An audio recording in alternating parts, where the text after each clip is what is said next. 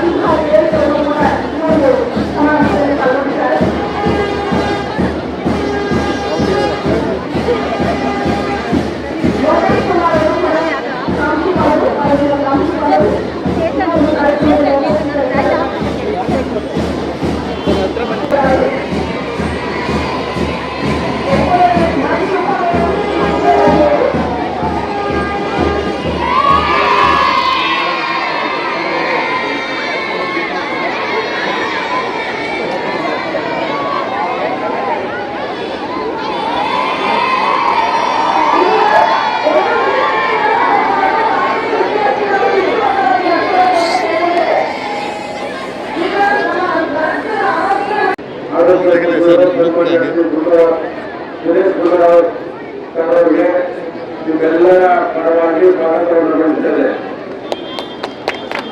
Doctor ಭಾರತೀಯ ಸಂಬಂಧಿಸಿದ ಕಾರ್ಯದಿಂದ ಪ್ರಾರಂಭ ಮಾಡಬೇಕು ಅಂತಕ್ಕಂಥ ತೀರ್ಮಾನ ಮಾಡಿ ಇವತ್ತು ನಮ್ಮ ಆಸ್ಪತ್ರೆಯ ಎಸ್.ಸಿ.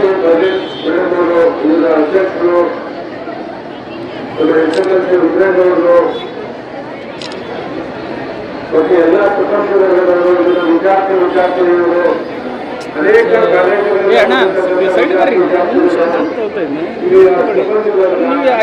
ಗೊತ್ತಾಗಲ್ಲ. ಒಂದು ಸ್ವಲ್ಪ ಹಿಂದೆ ತಗೊಳ್ಳಿ ಸರ್. ಎಲ್ಲರೂ ಸೇರಿ ಇವತ್ತು ಸರ್ ಮಾಡಬೇಕಿದೆ. ವಾಕಥಾನ್ ಮೂಲಕ ಎಲ್ಲರನ್ನು ಒಂದು ಎಚ್ಚರಿಸ್ತಕ್ಕಂಥ ಕೆಲಸವನ್ನ ಇವರೇ ಇದ್ದರೆ ಮಾತ್ರ ನಾವು ಆಗಿದ್ರೆ ಮಾತ್ರ ನಾವು ಮುಂದುವರಿಕೆ ಸಾಧ್ಯ. ಇದರ ಬಗ್ಗೆ ಒಂದು ದೊಡ್ಡ ಒಂದು ಆಂದೋಲನ ಮಾಡಬೇಕು ತೀರ್ಮಾನ ಮಾಡ್ತಾರೆ. ನಾನು ಇವರ ಆಯೋಜನೆಗೆ ನಾನು ವಿಶೇಷವಾಗಿ ಆಸ್ಪತ್ರೆ ಬೆಂಗಳೂರಿಗೆ ಅತ್ಯಂತ ಹಳೆಯದಾದ ಆಸ್ಪತ್ರೆ. ಈ ಭಾಗದಲ್ಲಿ ಬೆಂಗಳೂರಿನ ಒಂದು ಭಾಗದಲ್ಲಿ ಇವರಿಗೆ ನಮ್ಮ ಮಕ್ಕಳನ್ನ ಕರ್ಕೊಂಡ್ಬರ್ತಕ್ಕಂಥದ್ರಲ್ಲಿ ಇವತ್ತು ಬಿಟ್ಟರೆ ಬೇರೆ ಯಾವುದೂ ಮತ್ತು ಮಾತಾಡ್ತಾ ಯಾವುದೂ ಇರಲಿಲ್ಲ. ಅಂತರ್ದಿಂದಲೂ ಇವತ್ತು ಕಳೆದ 11-12 ವರ್ಷದಿಂದ ಹೋಗ್ತಾ ಇದ್ದಾರೆ. ನೀವು ಬಂದಿರ್ತಕ್ಕಂಥ ಯಾರೇ ಆಗಲಿ, ಬಡವರಾಗಲಿ, ಮಧ್ಯಮರ್ಗ ಕುಟುಂಬರಾಗಲಿ, ಯಾವುದೇ ಒಂದಕ್ಕೆ ಅತ್ಯಂತ ಸ್ಪಂದಿಸ್ತಕ್ಕಂಥ ಕೆಲಸವನ್ನು ಕೆಲಸ ಆಸ್ಪತ್ರೆ ಮಾಡ್ತಾ ಇದೆ. ಆ ಕರೋನಾ ಸಂದರ್ಭದಲ್ಲಿ ಇಲ್ಲಿ ಕಾರ್ಯಕ್ರಮ ಮಾಡಬೇಕು ಅಂತಕ್ಕಂಥ ಒಂದು ಸೆಷನ್ ಪ್ರಾರಂಭ ಮಾಡಿದ್ದಾರೆ. ಅದರ ಜವಾಬ್ದಾರಿಯ ಕಾರ್ಯಕರ್ತರನ್ನ ಡಾಕ್ಟರ್ ಮಾಂತೇಶ್ ಅವರು ವಹಿಸ್ಕೊಂಡು ಈ ಭಾಗಕ್ಕೆ ಹತ್ತಿರವಾಗಿ ಕೆಸಿ ಜನರಲ್ ಹಾಸ್ಪಿಟಲ್ ಇದೆ, ಕಾರ್ಯಕ್ರಮ ಕೆಸಿ ಜನರಲ್ ಹಾಸ್ಪಿಟಲ್ ಇದೆ. ಆದರೆ ಈ ಭಾಗಕ್ಕೆ ಅವಶ್ಯಕತೆ ಇತ್ತು. ಅದರ ಜವಾಬ್ದಾರಿಯನ್ನು ಬೆಂಬಲು ಮತ್ತು ಕಾರ್ಯಕ್ರಮವನ್ನ ಏನ್ ಮಾಡ್ತಾ ಇದ್ರೆ ಪ್ರತಿಯೊಬ್ಬರು ಗಣ್ಣಾದಿಯಾಗಿ ಪ್ರತಿಯೊಬ್ಬರು ಹೃದಯಕ್ಕೆ ಸಮರ್ಪಿಸದಂತೆ ನಾವು ವಾಕ್ ಮಾಡಬೇಕು, ಯೋಗ ಮಾಡಬೇಕು, ಮಿತವಾದ ಆಹಾರವನ್ನು ಸೇವಿಸಬೇಕು. ಪ್ರತಿನಿತ್ಯ ನಾವು ಯಾವ ರೀತಿ ಇರಬೇಕು ಮಾಡಿದ್ರೆ ಮಾತ್ರ ನಾವು ಉಳಿಯೋದಕ್ಕೆ ಸಾಧ್ಯ. ನಾವು ಇವತ್ತೆಲ್ಲ ಚೆನ್ನಾಗೇ ಇರ್ತೀವಿ, ಕುರ್ಚಿದ್ದಂಗೆ ಆಟಕ್ಕಾಗತ್ತೆ. ಇವತ್ತೆಲ್ಲ ಹೋಗಿ ನಾವು ಚೆಕಪ್ ಮಾಡ್ಕೊಂಡ್ಬಿಟ್ಟು ನಮ್ಮ ಬಾಯಿನಲ್ಲಿ ಏನು ನಾರ್ಮಲ್ ಆಗಿರುತ್ತೆ. ಒಂದು 2 ತಿಂಗಳು ಕೊಟ್ಟಿರೋ ಇದಕ್ಕೆ ಕಾರ್ಯ ಆಗುತ್ತೆ. ಇವತ್ತು ನಮ್ಮ ಕರ್ಮದಲ್ಲಿ ಅನೇಕ ಜನರನ್ನು ನೋಡಿದ್ದೇವೆ. ಇದರ ಬಗ್ಗೆ ಇವತ್ತೇನು ಹೋರಾಟ ಆಗ್ತಾ ಇದೆ. ಈ ಸಂದರ್ಭದಲ್ಲಿ ಡಾಕ್ಟರ್ ಮಾಂತೇಶ್ ಅವರು ಮತ್ತು ಅವರ ಜೊತೆ ಇರ್ತಕ್ಕಂಥ ಸಿಬ್ಬಂದಿ ವರ್ಗ ವಿಶೇಷವಾಗಿ ಇವತ್ತು ನಮ್ಮ ಆರೋಗ್ಯ ಸಚಿವರು ಹಲವಾರು ಕಾರ್ಯಕ್ರಮಗಳಿದ್ರು. ಈ ಕಾರ್ಯಕ್ರಮಕ್ಕೆ ಬರ್ತಕ್ಕಂಥ ಒಂದು ಕೆಲಸವನ್ನು ಮಾಡಿದರೆ ನನ್ನ ಕ್ಷೇತ್ರದ ಜನತೆಯ ಪರವಾಗಿ ಅವರಿಗೆ ಮತ್ತೊಮ್ಮೆ ಸ್ವಾಗತವನ್ನು ವಹಿಸಿ ಅವರು ಯಾವುದೇ ಕಾರ್ಯಕ್ರಮ ಬರ್ತಾರೆ. ಯಾವುದೇ ಕಾರ್ಯಕ್ರಮಕ್ಕೆ ಜನರೇ ನಮ್ಮ ಕ್ಷೇತ್ರ ಇರ್ಬೋದು, ರಾಜ್ಯದ ಯಾವುದೇ ಬರ್ತಾರೆ, ಅವರಿಗೆ ಜನ ಸರ್ಕಾರ ಇರತಕ್ಕಂಥ ಕೊಟ್ಟಿದೆ. ಜೊತೆಗೆ ನಾನು ಆಸ್ಪತ್ರೆ ಪರವಾಗಿ ನಾನು ನಿವೇದನೆ ಮಾಡ್ಕೊಳ್ತೇನೆ. ನರ್ಸಿಂಗ್ ಸೀಟ್ಗಳನ್ನ ನಿಸ್ವಾರ್ಥದಿಂದ ಸೇವೆ ಮಾಡ್ತಕ್ಕಂಥ ಒಂದು ಸಂಸ್ಥೆ ಸರ್ಕಾರ ಹಾಸ್ಪಿಟಲ್ ಜಾಸ್ತಿ ಮಾಡ್ಕೊಳ್ತಕ್ಕಂಥ ಒಂದು ಮನವಿಯನ್ನ ಕೊಡ್ತಾರೆ. ಅದನ್ನ ಜಾಸ್ತಿ ಮಾಡ್ಕೊಡ್ಬೇಕು ಅಂತಕ್ಕಂಥ ನಾನೇ ಅವರ ಪರವಾಗಿ ಮನವಿಯನ್ನ ಮಾಡಿಕೊಂಡು ಇವೆಲ್ಲ ಸಾರ್ ಮಾತಾಡಾದ್ರೆ ಆರೋಗ್ಯ ಸಚಿವರು ಮಾತಾಡಾದ್ರೆ ನಾವು ನಿಮ್ಮ ಜೊತೆ ಬರ್ತಿರತಕ್ಕಂಥ ಮಾತಾಡಿ ಈ ಕಾರ್ಯಕ್ರಮ ಯಶಸ್ವಿ ಆಗಬೇಕು. ಈ ವಿದ್ಯಾರ್ಥಿ ವಿದ್ಯಾರ್ಥಿನಿಯರು ನಿಮ್ಮ ಕುಟುಂಬದ ಬಗ್ಗೆ ಒಂದು ಎಚ್ಚರಿಕೆ ಕೊಡ್ತಕ್ಕಂಥ ಒಂದು ಬೆಳವಣಿಗೆ ಚಿಕ್ಕೋಡಲ್ಲಿ ಇವತ್ತು ಕರೋನಾ ಬಂದಾದ್ಮೇಲೆ 36, 37, 38, 40 ವರ್ಷಕ್ಕಂತ ಯುವಕರು 25 ಇವತ್ತು ಆಟಗಾರರಾಗ್ತಕ್ಕಂಥ ನೋಡ್ತಾ ಇದ್ದೀವಿ. ಅದ್ರ ಬಗ್ಗೆ ಜಾಗೃತಿ ಕೊಡ್ತಕ್ಕಂಥ ಒಂದು ಒಳ್ಳೆ ಕಾರ್ಯಕ್ರಮ ಏನಿದೆ ಎಚ್ಚರಿಕೆ ಆಗಲಿ ಅಂತ ನಾನು ಆಲೋಚನೆ ನಮಸ್ಕಾರ.